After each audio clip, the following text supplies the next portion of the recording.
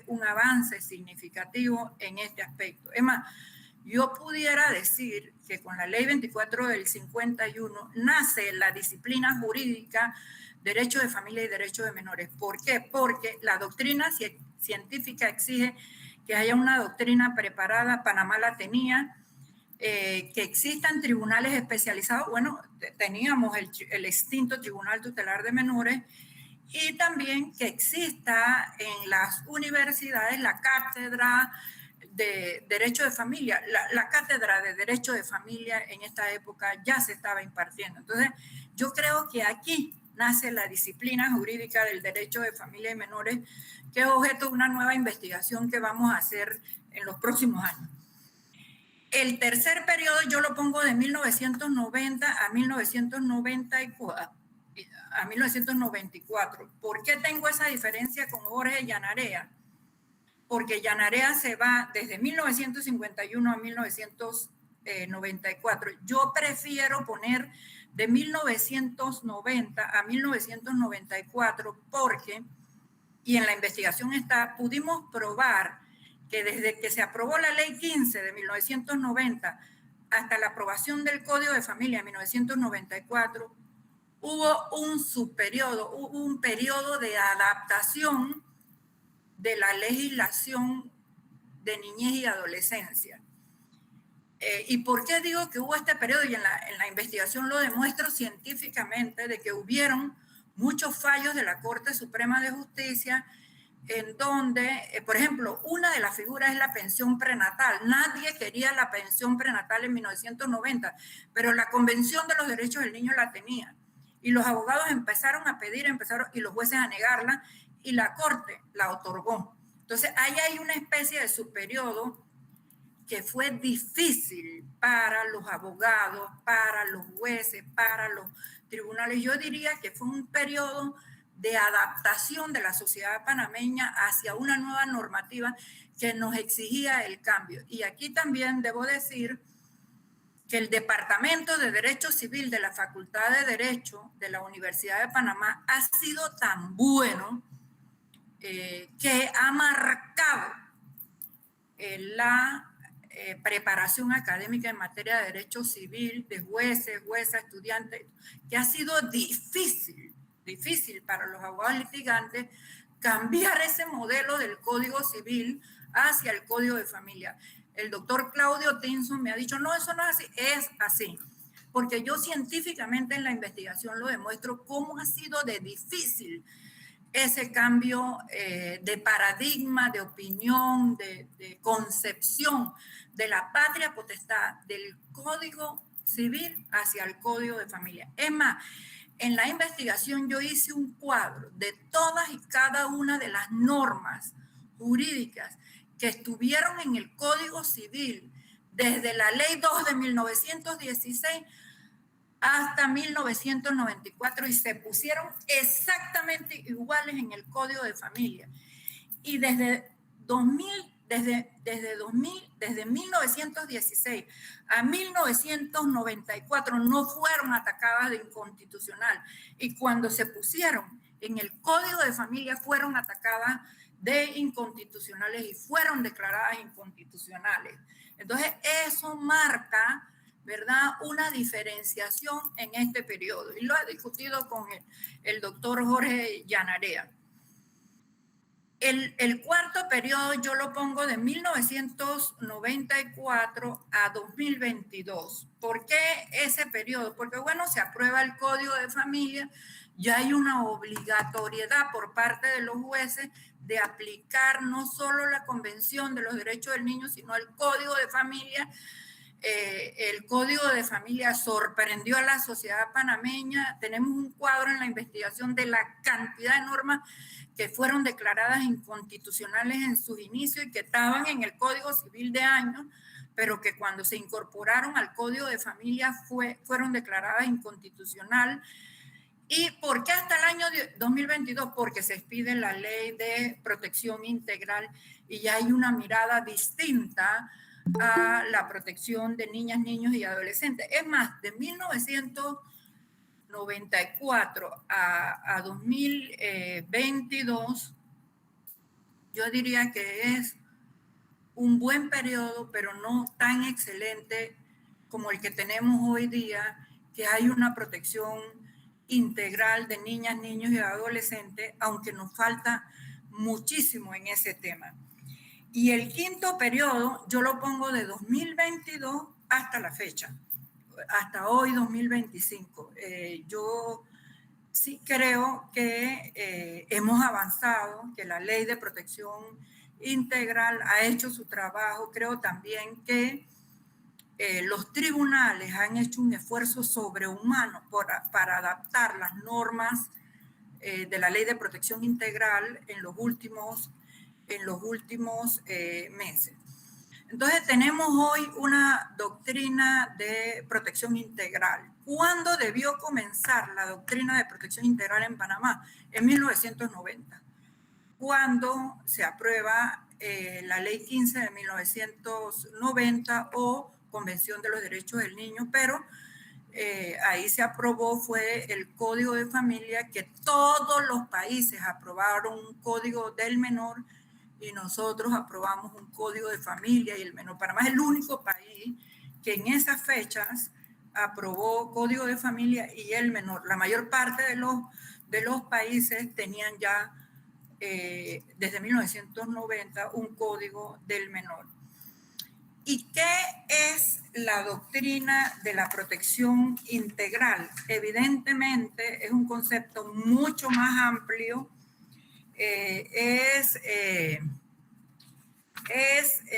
cambiar la visión del niño como un minusválido, como un objeto de compasión y de tutela. Abarca todos los infantes y no solo aquellos cuya vida está en peligro, en condiciones de precariedad, en condiciones o con compromisos con la justicia, debido a la transgresión de una norma legal. Es decir, supera la doctrina de la situación irregular de niñas, niños y adolescentes. La verdad es que al revisar esta norma de protección integral, nosotros nos sentimos realmente complacidos porque finalmente en Panamá hemos cambiado el tema y lo vemos también en los tribunales. ¿Cuáles serían las características de la Ley de Protección Integral? Bueno, son normas de orden público y de interés social. Se deben aplicar con preferencia a otras leyes y no pueden ser alteradas o variadas por voluntad de las partes bajo pena de nulidad. Se aplican a todas los niñas, niños y adolescentes que se encuentran en el territorio nacional.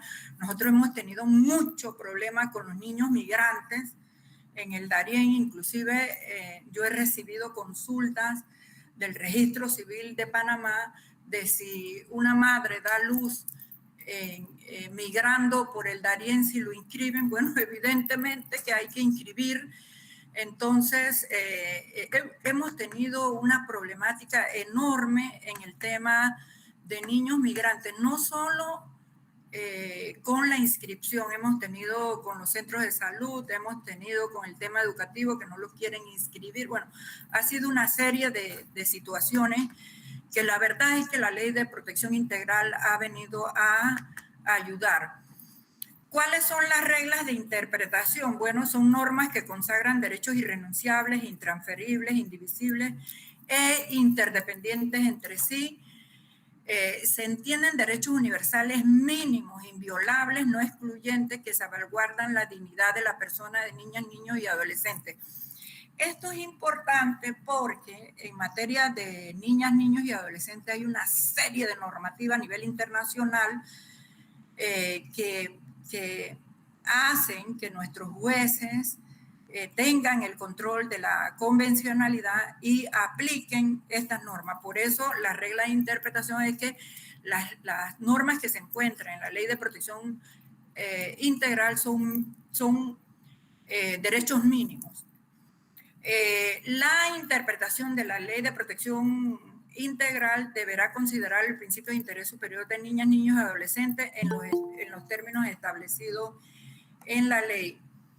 Hay también unos derechos en la ley que son derechos de supervivencia, derechos de desarrollo, derechos de protección especial, derechos de participación. ¿Y cuáles son estos derechos? Bueno, los derechos de supervivencia son derechos que tienen que ver con la atención médica prioritaria en los centros hospitalarios. Ahí también nosotros hemos tenido una serie de consultas porque algunos médicos o algunos centros hospitalarios quieren que indiscutiblemente el niño tenga un certificado de nacimiento. No, lo tienen que atender, ¿verdad? Lo tienen que atender porque hay un principio de derecho de supervivencia. El tema de la desnutrición, que los niños, independientemente de su raza, de su color, de su origen, deben ser atendidos todos y cada uno de los niños. Hay también unos derechos de desarrollo que evidentemente es el derecho a un nivel de vida adecuado, a un desarrollo físico, mental, espiritual. Aquí en el desarrollo físico y mental y espiritual nos falta muchísimo porque hay mucho problema en los tribunales en los últimos años con algunos niños con problemas de alopecia, problemas de deterioro cognitivo que necesitan una ayuda especial. También hay unos derechos de participación en los cuales el artículo 66, aquí voy a leer, se refiere específicamente a los derechos de niñas y adolescentes, sin distinción alguna, tienen derecho de acuerdo a su desarrollo y madurez y bajo la supervisión y orientación de sus padres, madres o representantes legales, de opinar sobre los asuntos en donde son parte. Aquí sí debo reconocer que hay una variedad de criterios en los tribunales en cuanto a la opinión del niño, porque la mayor parte de los tribunales lo que hacen son evaluaciones psicológicas, evaluaciones socioeconómicas, evaluaciones, y en verdad el niño tiene derecho a estar frente al juez y opinar sobre lo que las decisiones que se van a tomar respecto a él. De hecho, yo lo que hago es que yo pido la declaración del niño y veo con mucha tristeza también que en esas declaraciones en las que los jueces deciden tenerla, solo participa pues el Ministerio Público, el defensor del menor y el juez. No entiendo por qué la exclusión a los abogados, pero eso es lo que está sucediendo en estos momentos. Los derechos de participación contienen el derecho a la libertad de expresión en todos los ámbitos de su vida cotidiana y en los procesos de toma de decisiones que los afecten. El derecho a tener una opinión, a ser oído en la discusión de los asuntos públicos que les afecten de manera directa, el ejercicio de la libertad de conciencia, creencias religiosas, culto religioso, con la orientación de madre o padre representantes según el grado de madurez. Ahí también hay otro problema con el grado de madurez porque cuando un niño, a qué edad un niño es maduro. Hay algunos autores, sobre todo argentinos, que hablan de los 12 años. Yo, la verdad es que yo tengo mi propia opinión con respecto a eso, porque hay niños que a los 12 años son muy maduros y hay otros que llegan a los 15 años y no han madurado. Entonces ahí hay que tener un poco de cuidado. También la ley de protección integral trajo una novedad y es la regulación de los espacios virtuales de niños, niñas y adolescentes. Si bien la ley establece el derecho de acceso a la información y tecnología y protección contra el acceso material lesivo para el desarrollo integral, yo creo que en los próximos años este es un tema que va a tener que reglamentarse, regularse muchísimo. También la ley dice que hay derecho a estar protegido en el espacio virtual y ya hay unas medidas de protección en el espacio virtual. Ahora bien, muchos países ya han establecido el no acceso del niño a determinadas plataformas y el no acceso del niño hasta cierta edad. Los países, algunos hasta los 6 años. Nosotros pues tenemos esto de los espacios virtuales. Ahora, ¿están los jueces tomando en cuenta esto de los espacios virtuales? Bueno, yo diría que sí, pero, por ejemplo, yo el año pasado tuve 5 procesos, los 5 procesos que los redacté aquí en la investigación, de niños con problemas de deficiencia cognitiva, 2 tenían alopecia y los otros tenían problemas con el lenguaje, y en todos participaron médicos, psicólogos, psiquiatras y demás. Y ellos decían, los psiquiatras sobre todo, de que estos niños con problemas de alopecia, problemas del lenguaje, bajo ninguna circunstancia a los espacios virtuales.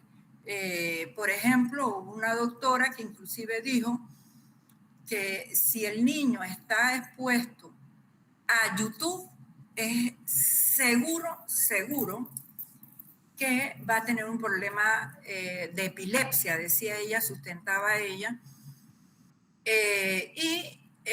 Ella lo sustentó con gráficas, por eso pienso que en los próximos años Panamá va a tener que regular adecuadamente esto de los espacios virtuales y establecer las edades en los colegios y todo lo demás.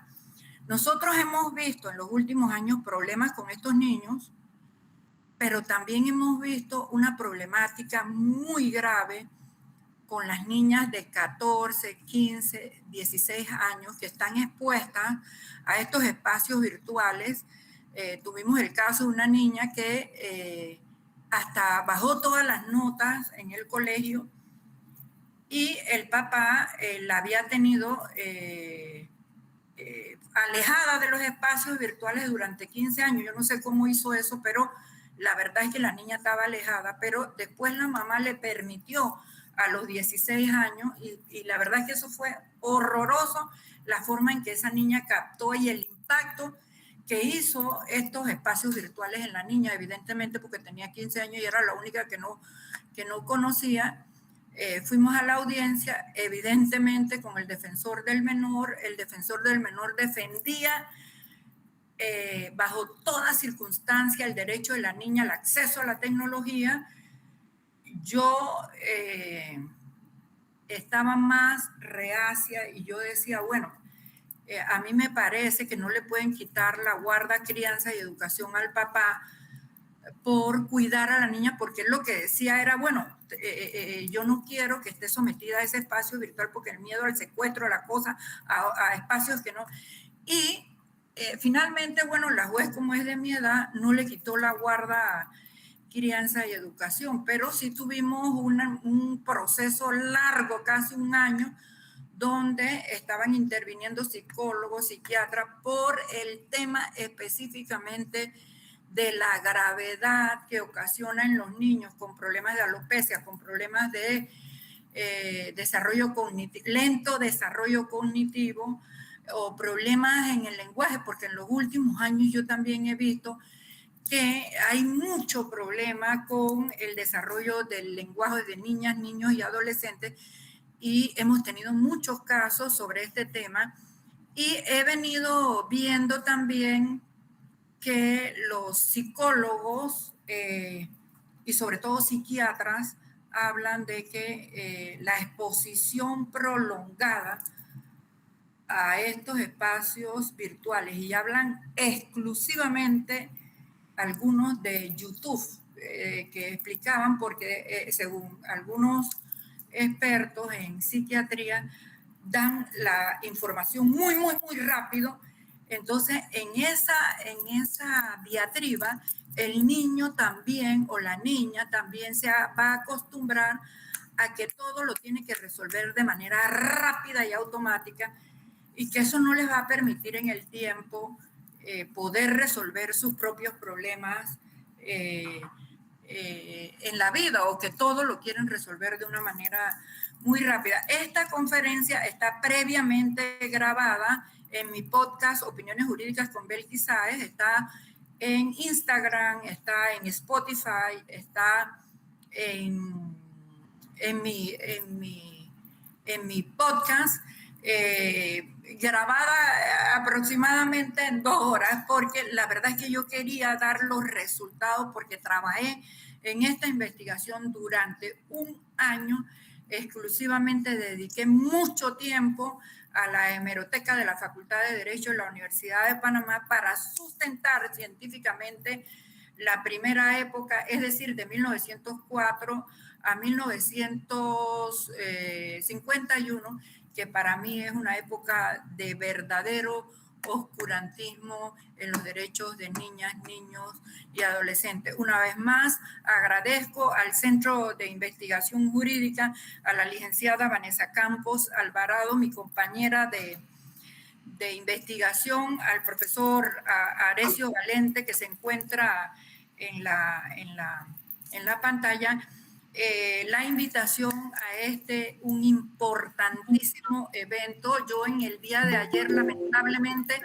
pude estar por un espacio muy corto, pero la verdad es que ha sido sumamente interesante, por lo menos los que escuché en el día de ayer, y lo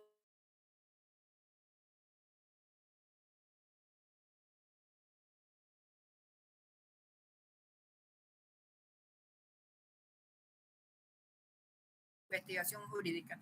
Muy buenas tardes y estoy sometida al interrogatorio que me puedan hacer.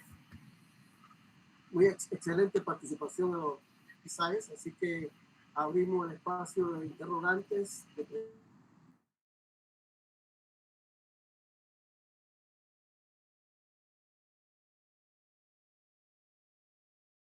Adelante.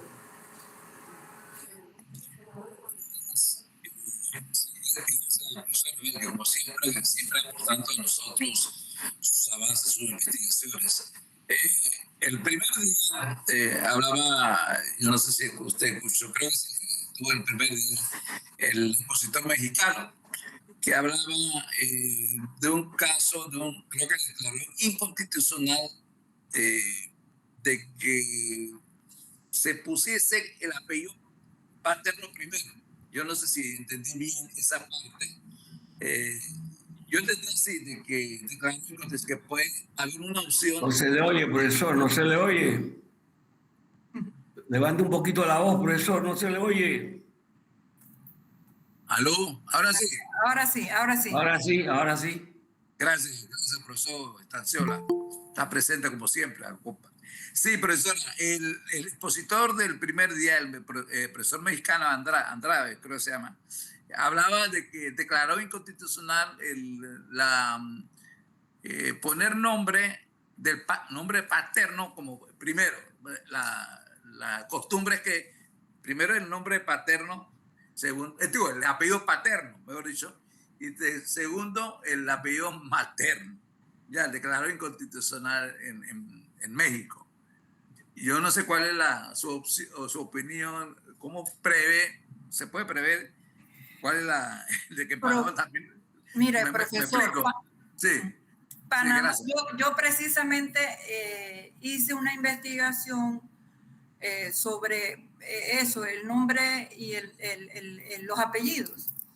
Aquí también, profesor, usted puede poner el nombre de la madre, el apellido de la madre primero y después el apellido del padre. Por ejemplo, a mí me decía una muchacha que el esposo de ella es apellido Eisman. O el esposo de ella es Nieto y ella es Eisman. Entonces ella quería que los niños se llamaran Juan Eisman Nieto, pues. Entonces ella decía, no es lo mismo, decía ella, entrar como Eisman que entrar como apellido Nieto. Eso tiene su química allí. Usted lo puede cambiar aquí, pero a mí sí me parece, profesor, que eso es un verdadero problema. ¿Por qué? Porque el tema de de las herencias. Usted viera la cantidad de problemas que ha habido con ese el cambio. Aquí el cambio se puede hacer si, por ejemplo, yo me quiero llamar ahora Belki Cecilia Nieto Sáez, pero mi hermano también tiene que ser Nieto Sáez y mi otro hermano también, todos nos tenemos que cambiar el nombre, el apellido. Entonces, eso desde el punto de vista del derecho sucesorio ha generado mucho problema en los jueces. Ahora, que sea inconstitucional no lo creo, porque por años los niños han llevado el apellido del papá primero. ¿Por qué no llevar el apellido de la madre primero? No le veo el tema ese del cambio. De hecho, yo he puesto entre los nombres cositas. Por ejemplo, yo tenía un cliente que él se llama Napoleón Bernard y él quería ser Napoleón de Bernard. Entonces le pusimos el D. Entonces él ya no se llama Napoleón Bernard, sino Napoleón de Bernard. Entonces hizo todo el cambio. Es un verdadero problema. Sobre todo, cuando hay muerte. Porque ¿qué pasó en ese caso? Cambiamos el de él y entonces los sucesivos no se cambiaron, el señor se murió. No, eso fue un verdadero problema. Es más, el registro civil tuvo que certificar que de Bernard y Bernard era lo mismo y que estos eran, usted hubiera visto, demoramos 2 años en ese tema de la certificación.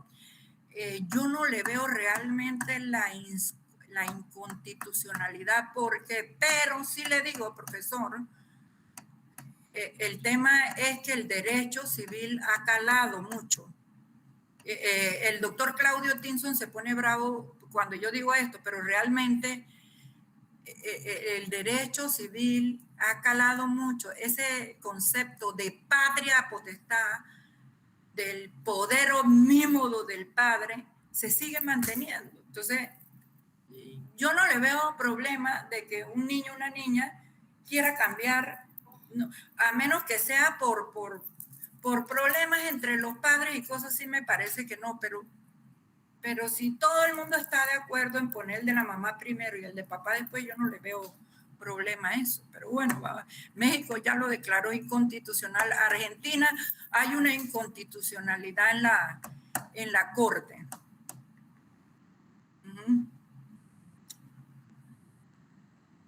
¿Alguna otra pregunta? ¿Alguna pregunta, caballeros, damas? Buenas tardes, un gusto escucharla, profesora Belki Sáez, le habla a su estudiante de maestría, Omar Guillermo. Es un tema muy interesante, de verdad que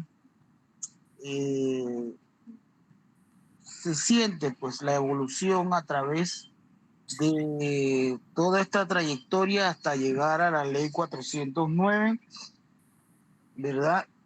Sobre el sistema judicial, que es una ley muy estricta, tiene muchos detalles y sobre demasiado detalle, y sobre todo la ley del sistema de garantía y protección de los menores, que también tiene muchos aspectos y factores que hay que tener vinculados y tener mucho cuidado en aplicarla. Obviamente también en este sistema de protección vemos la ley de la creación del CENIAF.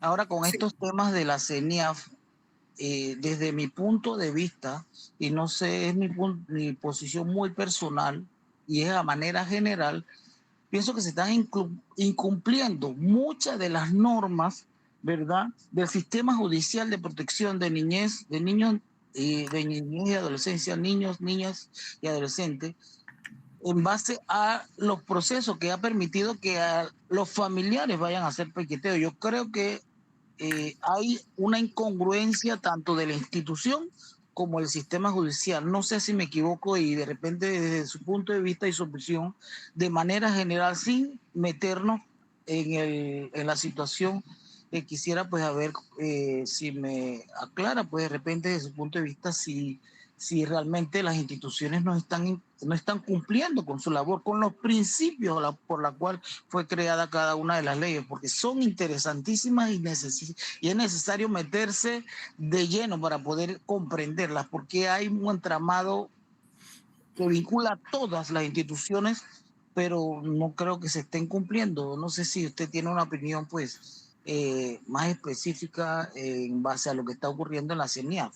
Mira, yo de hecho como grabé la conferencia para mi programa de podcast, esa es la pregunta.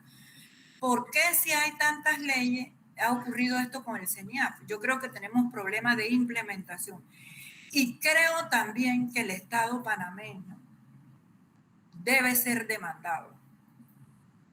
Es más, a mí me gustaría encabezar un grupo de abogados para presentar una demanda contra el Estado panameño por razón de los problemas que ha habido en el CENIAF. Nosotros hemos descuidado muchísimo el problema de los niños, niñas y adolescentes que están en estos albergues. Yo sí creo y estoy convencida, de hecho yo he seguido muy de cerca todas las denuncias que se han presentado y me parece a mí que el Estado panameño tiene una responsabilidad grave allí en lo que ha pasado con el CENIAF. Yo de hecho, imagínense que a mí me llamaron porque hubieron unos niños del CENIAF que los mandaron a Chitré y allá los padres de la Iglesia Católica se han opuesto a que esos niños los pongan allá en algunos albergues en Chitré. Entonces, yo sí creo que nosotros tenemos que hacer algo con el tema de niñas, niños y adolescentes. Aquí necesitamos la implementación real y efectiva de la Ley de Protección Integral. Mire, la investigación mía tiene 500 páginas porque yo me fui cosita por cosita. Tiene todas las leyes, inclusive tiene todas las escuelas correccionales que se hicieron en Panamá y todas las que hay en Colombia.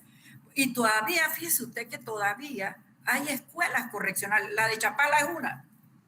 Eso se ha mantenido en el tiempo y tiene una estructura de 1900 por allá.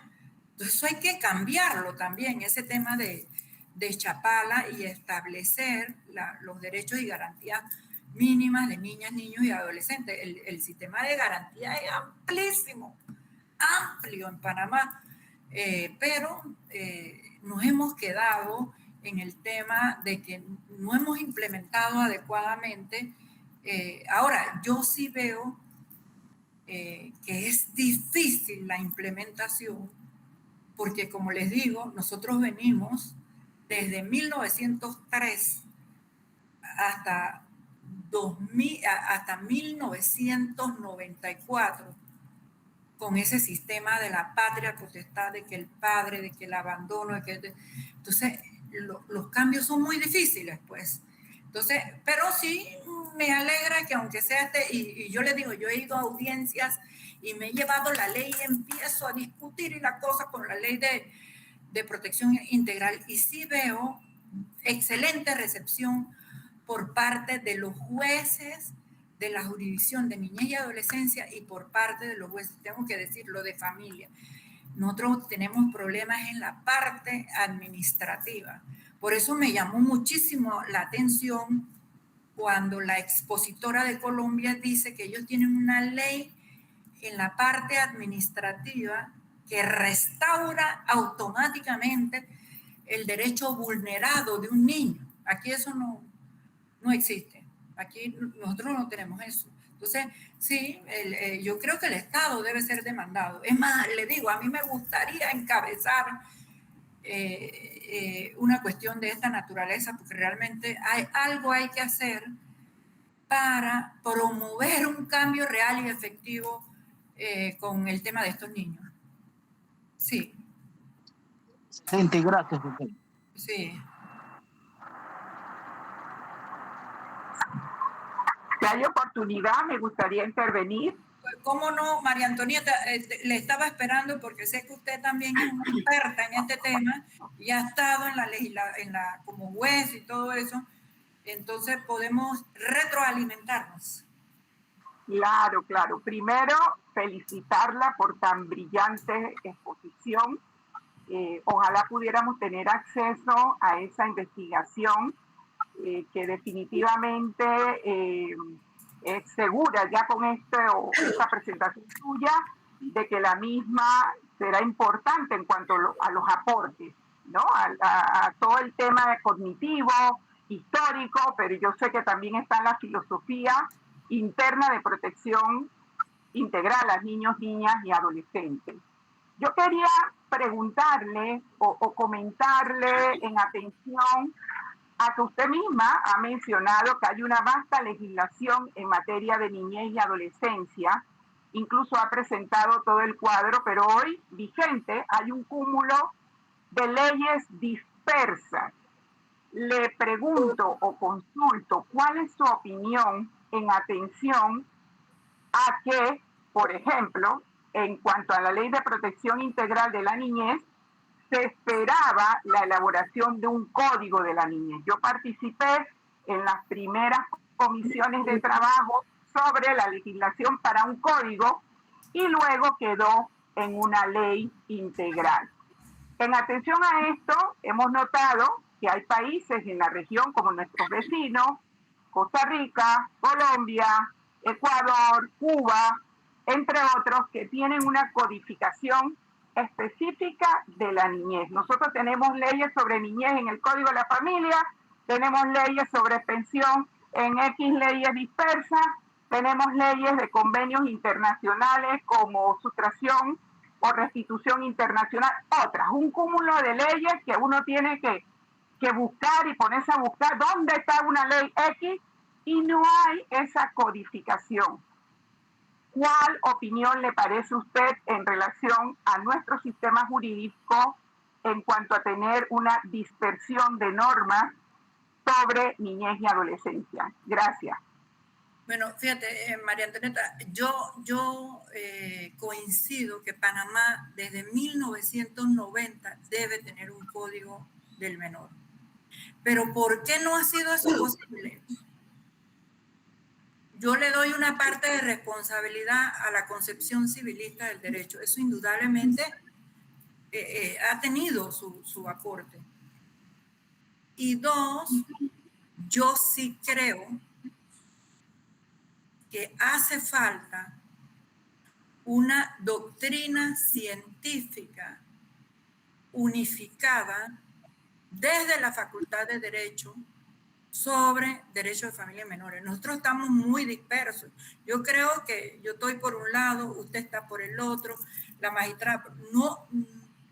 Y por ejemplo, las cátedras en la facultad, nada más hay, o sea, no han abierto cátedras de derechos de familia y menores. Entonces, eso ha mermado el hecho de que finalmente no tenemos un código del menor. Yo veía con gran tristeza en la investigación que en 1941, cuando se da la reforma a la Constitución de la diferencia, quitando la diferencia entre hijos legítimos e ilegítimos, todavía en 1998 y en el 2005 se declararon normas inconstitucionales del Código Civil que hablaban de la diferencia entre hijos legítimos y ilegítimos.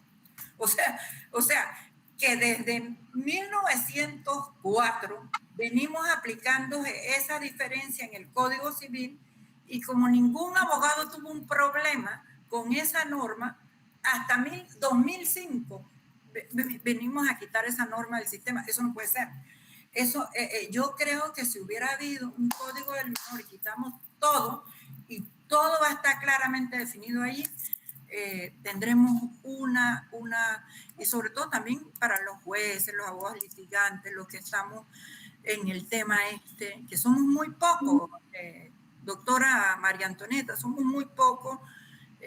Yo creo que está usted en la facultad, estoy yo aislada por ahí porque ni siquiera tenemos un departamento. Y bueno, todo lo demás es la concepción civilista del derecho. Entonces, yo creo que eso hace falta, me parece a mí. De hecho, en el 2027 voy a presentar esta investigación, la concepción civilista dentro del derecho de familia, porque realmente eso ha calado. Todavía hay jueces que hablan de patria potestad, cuando ese término ya ha sido abolido.